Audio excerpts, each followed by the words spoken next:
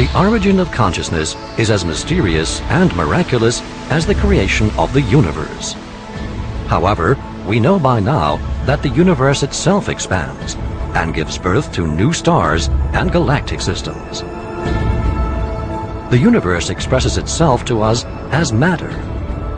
Consciousness, however, is a spiritual phenomenon. Physical processes in time and space that we can observe, measure, and study have their spiritual equivalent in consciousness. Every major expansion of consciousness follows the same pattern. Frequencies are tuned to each other. Energy bunches together and tries to find a way forward.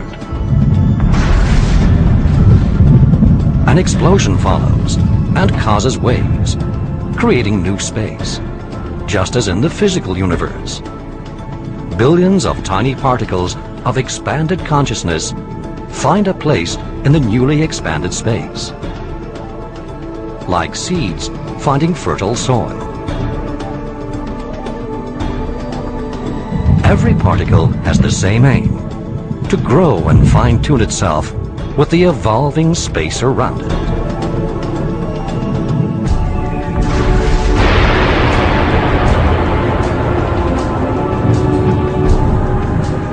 The origin of our solar system, and also of planet Earth, resembles the way consciousness creates and develops itself.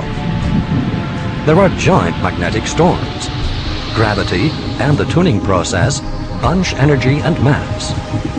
Structures are formed. Round shapes are created. Lava forms the fertile soil for the first vegetation and other life forms. Via tuning and synchronization, evolution takes place, from minerals to organisms, from animals to human beings. The first form of life we consider to be really conscious of itself and its environment.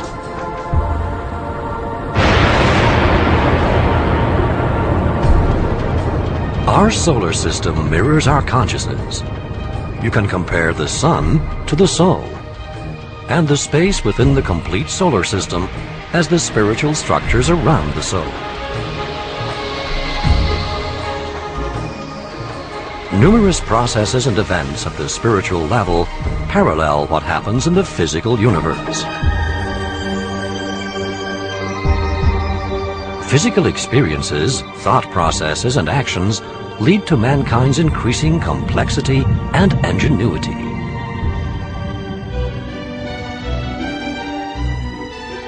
With information and experiences from previous lives. This information is our source code, expressed physically through DNA, and the way the brain becomes wired, causing us to react to situations in ways that are often beyond our conscious awareness. In this way, we learn and develop ourselves. In this way, we also create evolution.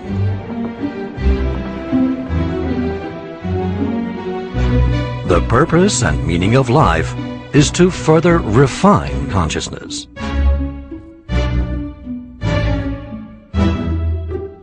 Every physical manifestation has a spiritual origin.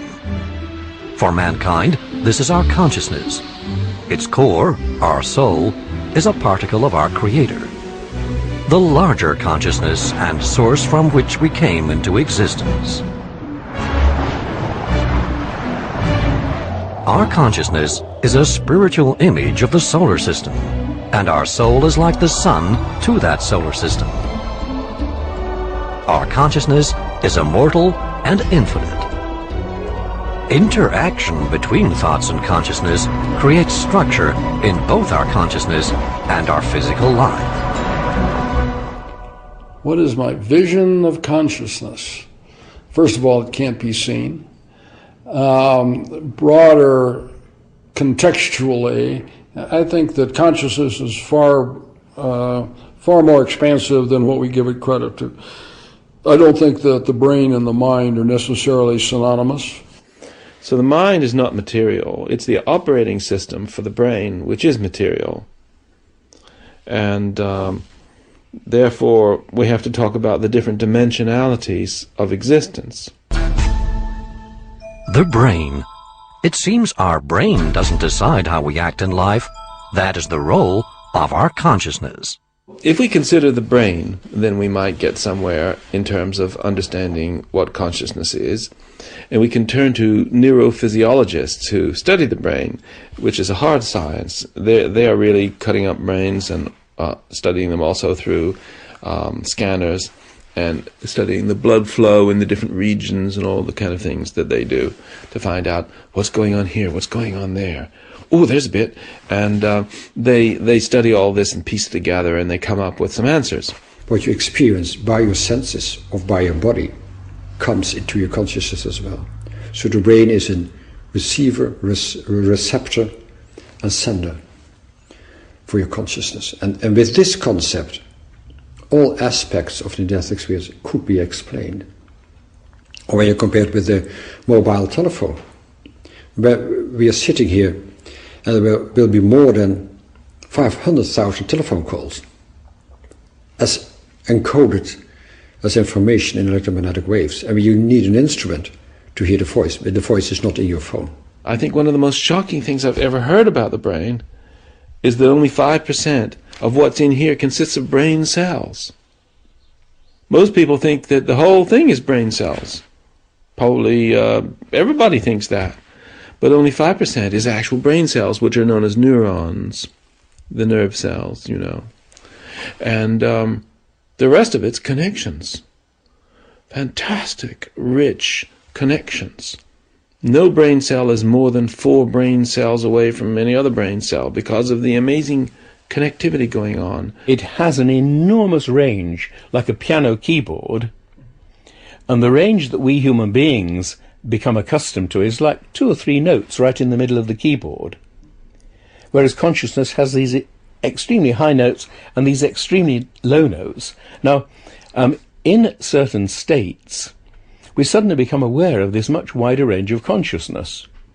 Now, the mind is not material in the sense that we are. Well, we think that we're solid.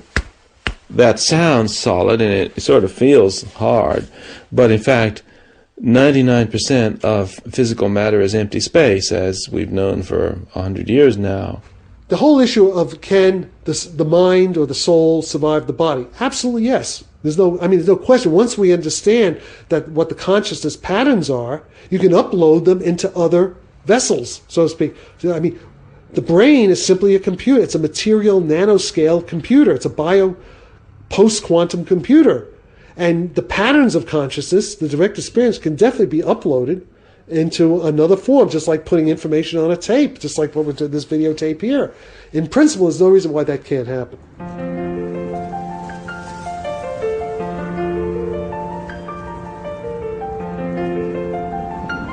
Most of us are afraid of dying. But what do we know about it? So many stories, previously seen as spooky and mysterious, become logical and commonplace if we understand and know that our consciousness extends beyond our bodies and brains.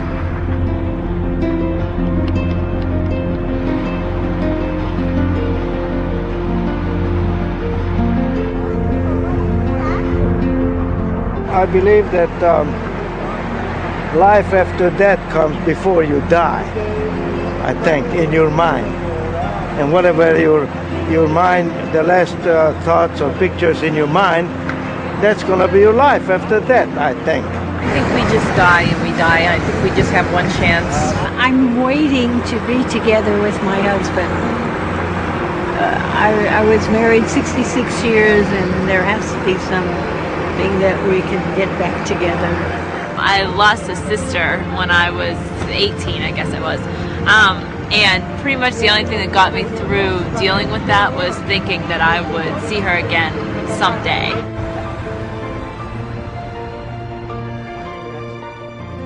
I would think that there's, some might say like heaven or hell, there's another level there that we don't know about. We go back into our spiritual bodies back to God who created them. He put us in these physical bodies like as a test, you could call it. Test is over, we go back to our spiritual bodies. I believe your spirit is continuing, but not your body. No. Yeah, I believe your spirit goes. So, don't believe in reincarnation. Do you think I was a tree before, or was I a fast race car? Well, enjoy your stay. Thank you very much. Bye-bye. Bye-bye.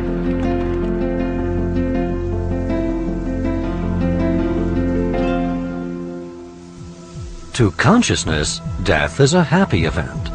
It's just the end of another phase in the grand development process. To mankind, dying is a personal experience, often a lonely process, which can take place in many different ways. Each death knows its own story. Almost any way of dying has already happened within the consciousness at an earlier stage. Our thoughts create our own reality. On Earth, but even more so after death, this becomes a clear and intense reality. Due to this process, mankind is responsible for everything that takes place. According to how we see and interpret our life on Earth, our dying process and the aftermath of death, that becomes our reality. Within a natural course, humanity experiences a passage from life to death in an almost similar way. Depending on the circumstances, this is a slow or abrupt disengaging process of the energy body.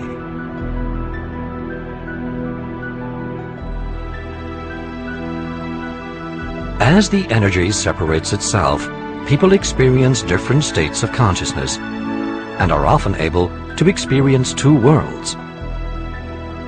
The pace at which this happens can vary. You may see the sad loved ones on Earth on one side, while a warm and joyful meeting on the other side has been prepared. Often, the deceased stays close to his family until after the funeral or cremation. The deceased often also tries to indicate that life continues after death. Finally, you go through an energy field of consciousness, which is the last connection with gravity. Most people experience this area as a tunnel, in which the complete earthly life from birth onwards is registered like a home video.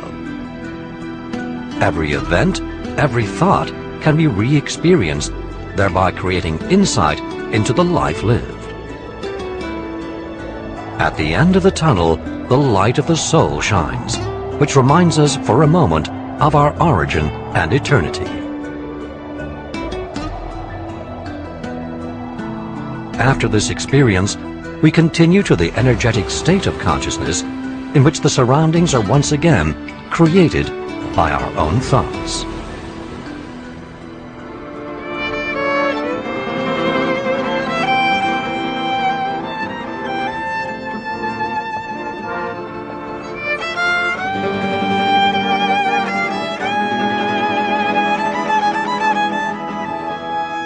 Ich glaube ganz sicher, dass es danach, dass die Seele weiterlebt. Da bin ich überzeugt davon. Es muss etwas geben, was weiterlebt, denn das Bewusstsein, ja, was die moderne Psychologie glaubt, durch die Nervenzellen erklären zu können, ist meiner Meinung nach nicht erklärt. Also man weiß ja auch nicht so genau, was Seele ist, aber so das, was die Seele, also man hat ja so ein Gefühl zur Seele, dass das bleibt, dass man irgendwie... Ich glaube, dass wenn ein Mensch ein Kind bekommt, dass er in dem Kind irgendwie wiedergeboren wird.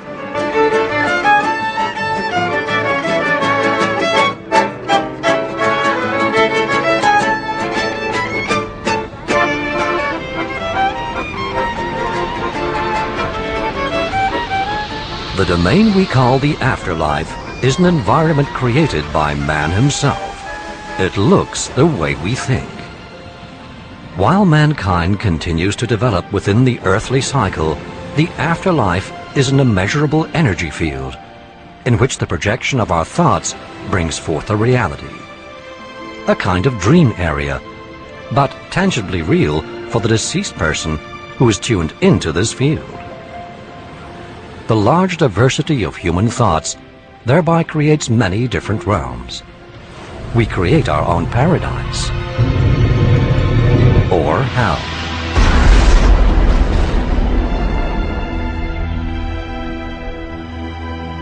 These realms are located within the 7 major states of human consciousness we pass through during our reincarnation cycle. Its colors also represent the 7 major states of human consciousness in that cycle. Like a rainbow, red to purple, from the outside to the inside. After gaining insight into all 7 colors, an attunement with the white light of the soul is created, illuminating our consciousness from that moment on. Most individuals are situated somewhere between these 7 states of consciousness. They create their own environment.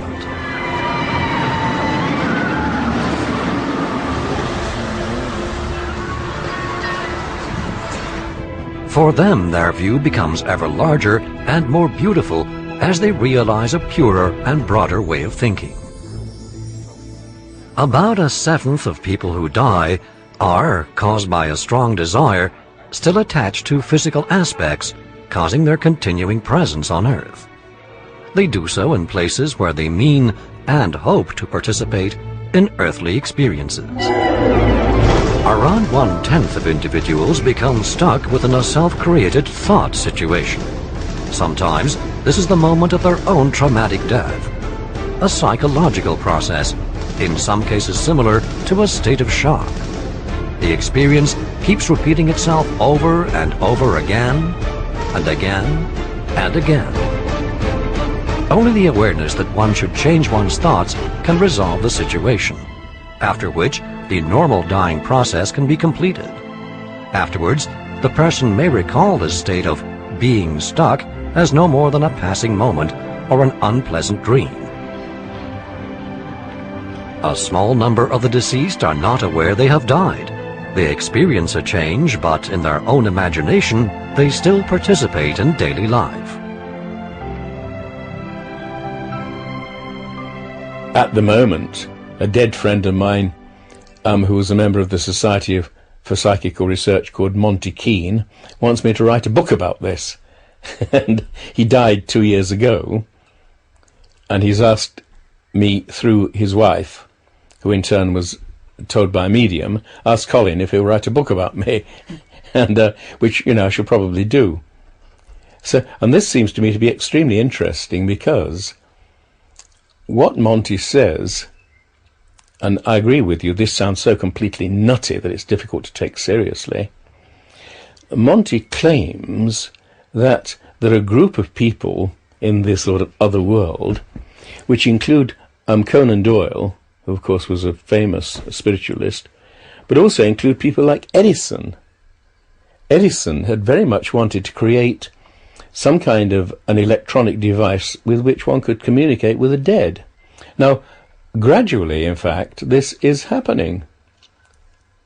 They have begun to discover that you can pick up the dead electronically.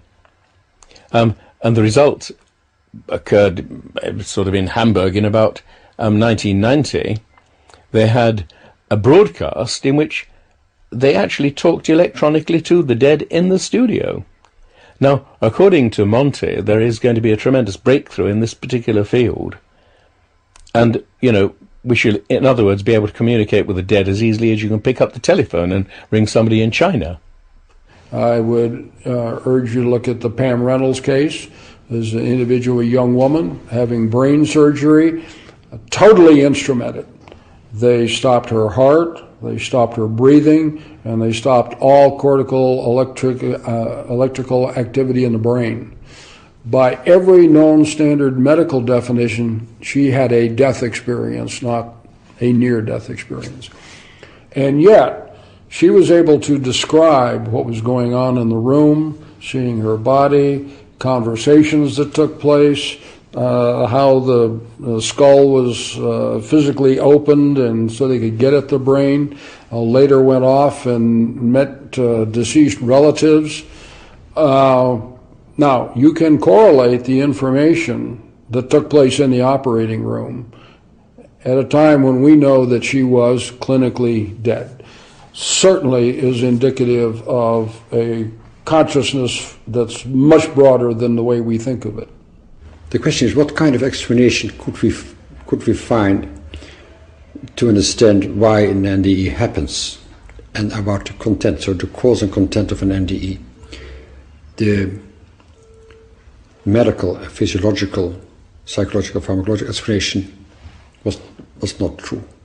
So the only explanation which is left is the theory of continuity, or some people also call it the theory of transcendence. That means that the essence of oneself, your consciousness, is not in your body, but it is outside your body.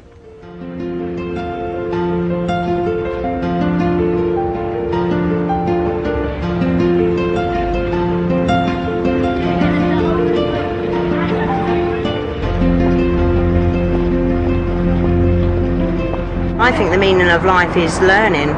Like when you're here, you learn by your mistakes and you try to make things better. But I think when you've been and you die, I think when you come back better. I do.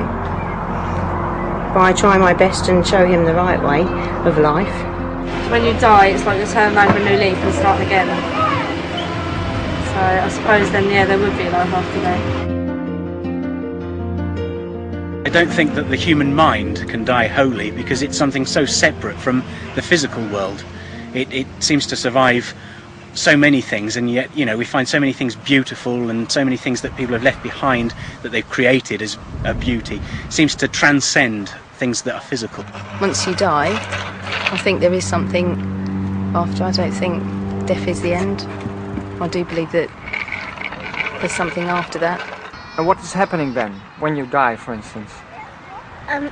You stay dead. Yeah? And what do you do then? Lay on the floor. We understand, quantum physics more. Some of these things are real. It changes, certainly, our paradigm about how we view ourselves, our position in the universe, and our understanding of what are called the laws of physics. The quantum physics pioneers found that there was an inextricable link between the observer and what was observed. And that territory, which was explored back in the 1930s, some of those pioneers were saying the world is not as we've been understanding it.